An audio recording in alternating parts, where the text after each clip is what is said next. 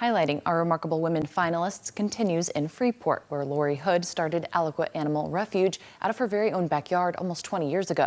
As News 13's Grace Velez tells us, Hood has grown Aliqua into a now 100-acre facility where animals get a second chance. But her activism extends farther than Walton County and even the state.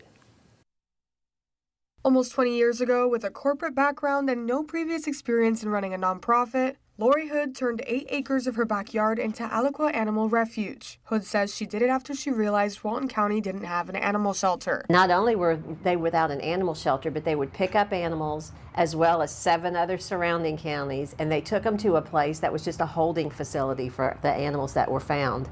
So they held them from anywhere from 3 to 7 days to see if the owner could find them. And if they weren't claimed, which was almost 99% of them, they were all euthanized. They weren't put up for adoption. They didn't get a second chance. And I just couldn't believe that in this day and time that this was happening literally in the county that I lived in. And so I went to the facility. I saw how they were being held. It was horrific.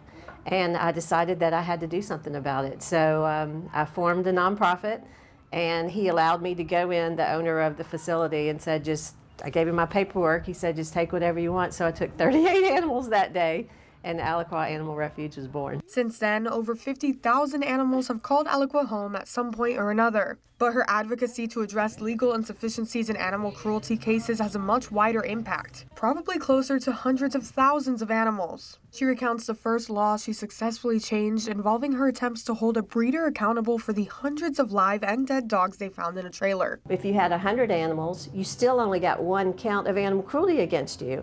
And there were hundreds of animals in this situation, so why was she being charged for every life? Because every life deserved it.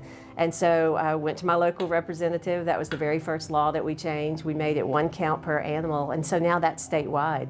So anywhere in the state of Florida, if someone abuses 1,000 animals, they're going to get 1,000 counts of animal cruelty. So what a success. So we have many more situations like that, many more examples where we've gone in and changed the laws and made it a safer place for the animals. To me, that's the definition of activism right there. Is I see an issue, I'm gonna go talk to my local representative about it, and the next thing you know, it's in effect statewide. Yeah. Like, to me, that's insane. Yeah. It's very difficult, and sometimes it takes a very long time, but eventually you can get things done. Yeah, and it only takes 1 person. And that 1 person has now changed several state laws, even taking those efforts worldwide. Hood is a part of a political action committee in Washington, D.C. that reformed animal testing laws for the first time since the 1930s. Aliqua is a place you can see dogs, cats, horses, donkeys, emus, pigs, tortoises, goats, and more. And for many, it's the place they found the newest member of their family. But it also serves a larger purpose. We built an arena, and the purpose of the arena is kind of